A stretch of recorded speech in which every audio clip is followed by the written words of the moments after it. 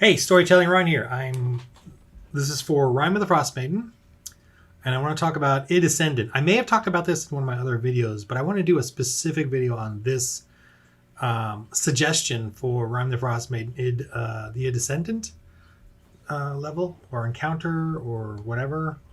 And I've actually kind of made this a lower level encounter because one of the characters' background is the Id Ascendant. So they better not be watching this.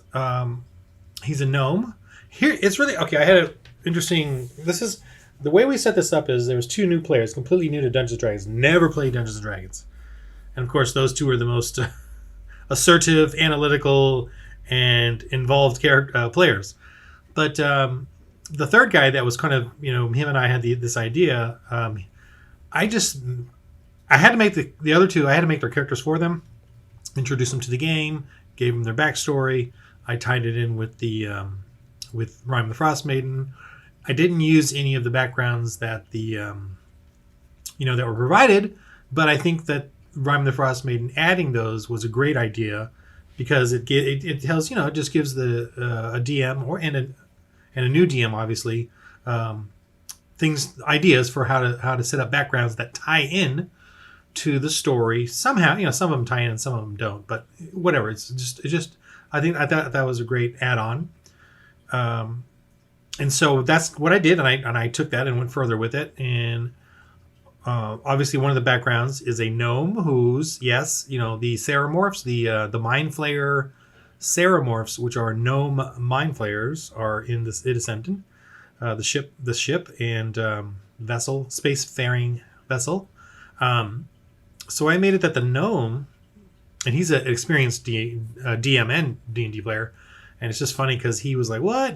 and I made his gnome character for him and gave him a mysterious background, kind of the amnesia thing where he doesn't know who he is, and he has the black box that ticked and led to the psi crystal. Of course, he's not showing up to a lot of the games. I've got two pastors in the game, and they have their pastor things. Yeah, I don't know. That's just them and their everyone's needs. Anyway, so when he does show up, and now that he's shown up, I am really trying to get that background in there, squeeze his little background reveal into the storyline. And so this is the map where they're at right now, chapter 17, I think, the Id Ascendant, and it's going really well. But I just want to show you kind of what I'm doing and how I've changed it to fit, my thing, but something, just to give you guys ideas. So the first thing on Roll20, just to quickly go over, is that, they do the lighting, so they cover the walls, but I had to fix it up a little because the way they had the walls is the whole thing was covered and they couldn't see, because this is open to the open sky right here. This deck right here, it's open, and I think this was open too. Yeah, this one's really open to the sky, so you can see out. I think this one might be too. But so I had to fix the layer. What's this layer called? The dynamic lighting layer. I had to redo these shapes here and take out this. They had one on here, and I took that one out so that when the characters came to here, they could see kind of up, that this was an opening.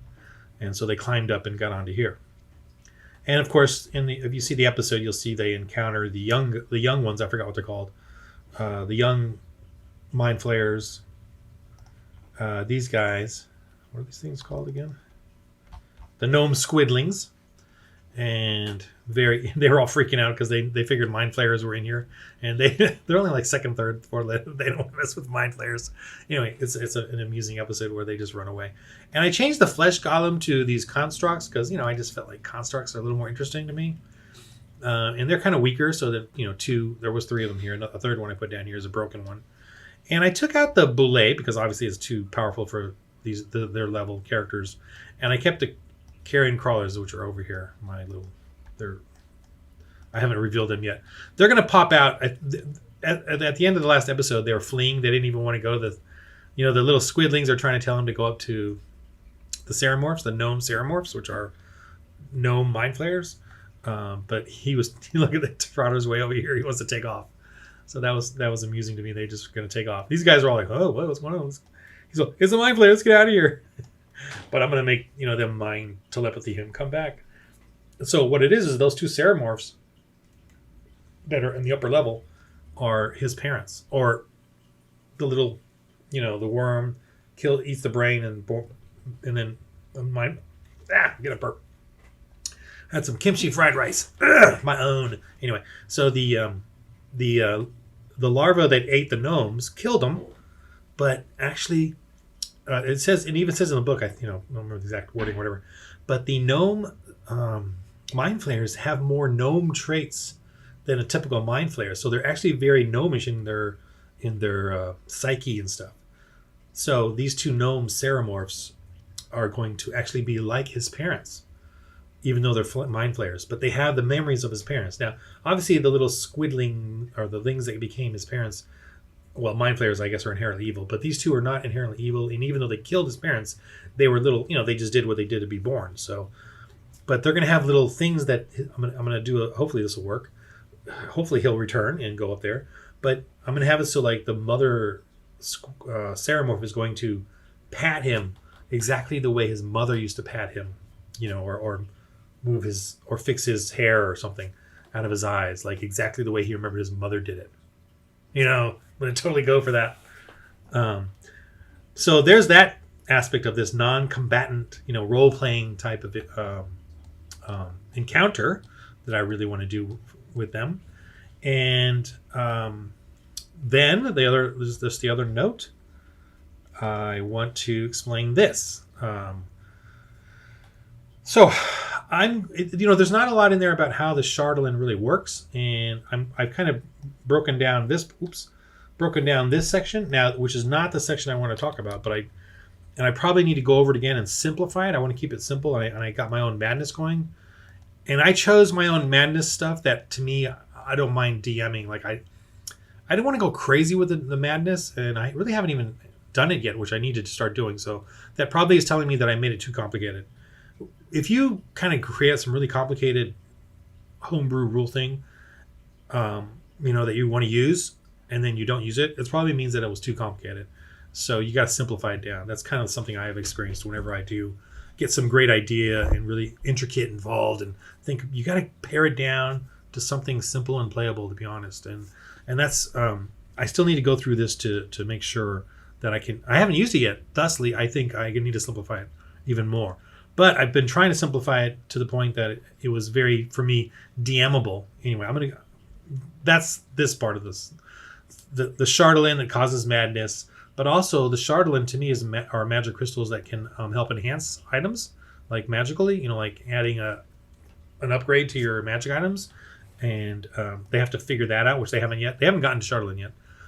Because Chardolin obviously is a big aspect of this game, and I want the players to have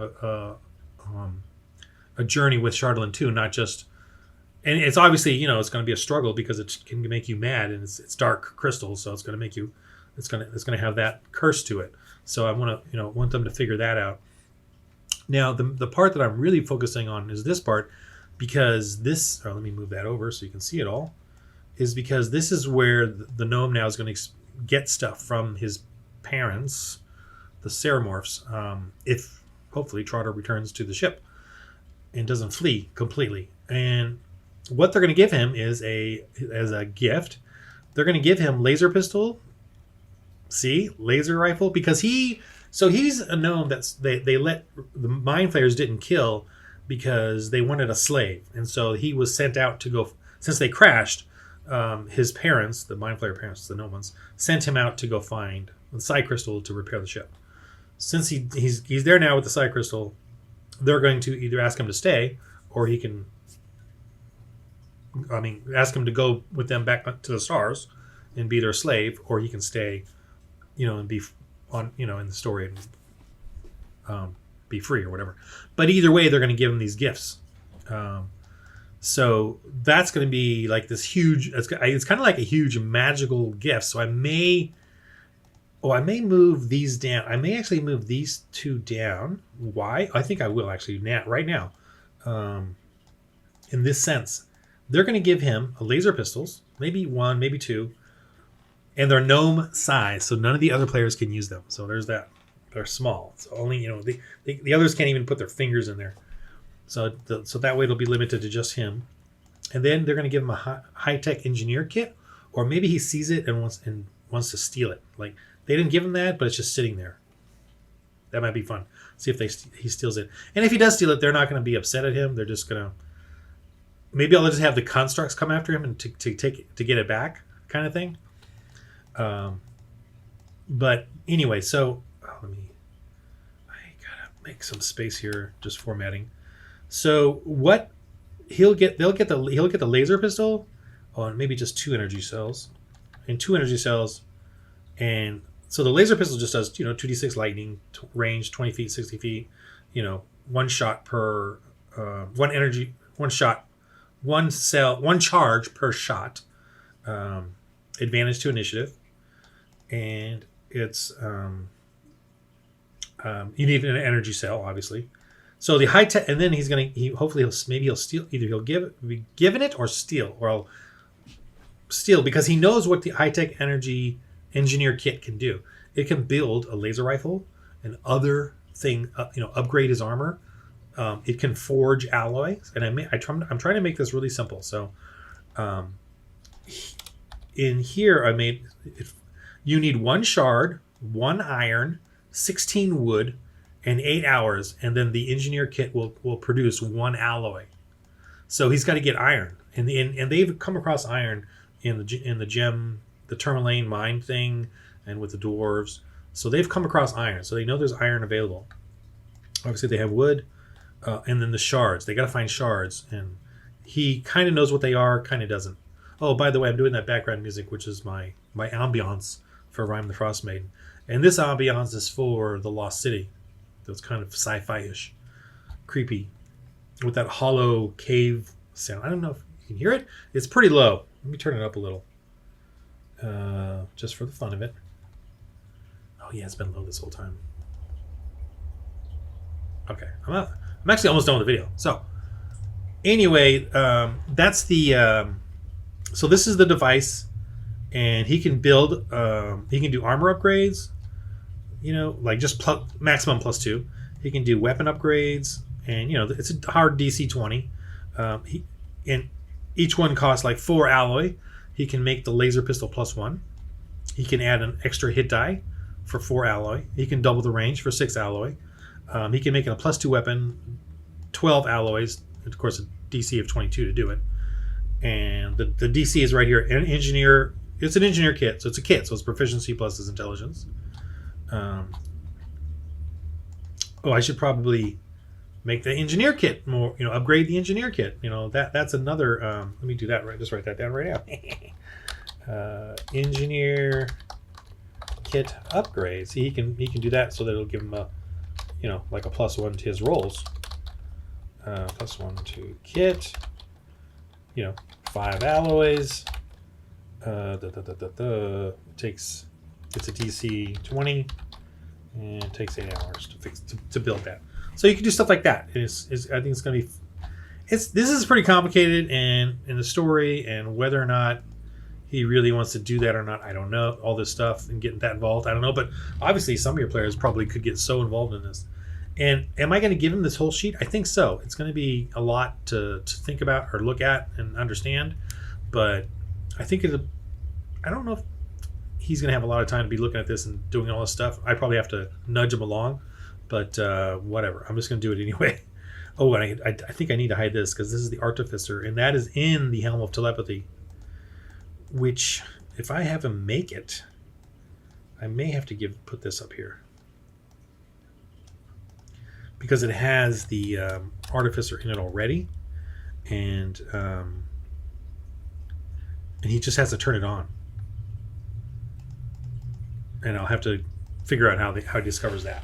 But anyway, so that's it for how I'm sort of really going weirdo on Ascendant and the character background, and adding this whole sci-fi fun element where he gets to have a pistol and a laser rifle and a jetpack and some energy bombs. I don't know how this is going to play out, but I just want to do it and see what happens. And I can always talk to him about it. We can always tone it down, or simplify it or whatever. I don't know, or I'll just whatever. But I really think that's an aspect of D&D. I mean, maybe I just haven't seen it, but I don't see it where players really use their kits, really like Poison Kit or whatever, really find a whole bunch of options to use their kits to do things. So I'm just gonna try this out and see how this plays out with the player, and if he likes this or not, or if the whole party finds this intriguing. But it's gonna be tough for him to get the iron and make the alloys to then make everything. And role playing, will that take up too much time? Will it get tedious? I don't know. We'll find out. But should be fun.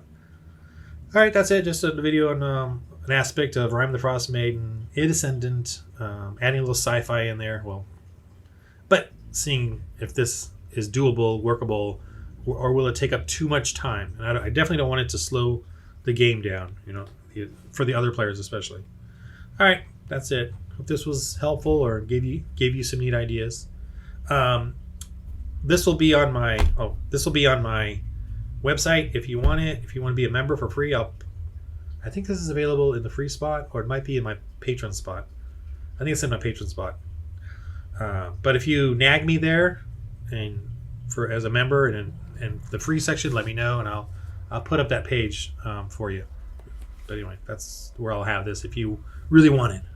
Or just freeze frame and type it out yourself, which I do recommend, because as a DM, you really should write everything out yourself, because I like doing that because it really helps me think as I'm writing it and remember and retain that information. So I certainly don't mind you copying this and using it or something like this or whatever. But I mean, I'm just going off of D&D stuff anyway. But anyway, all right, that's it.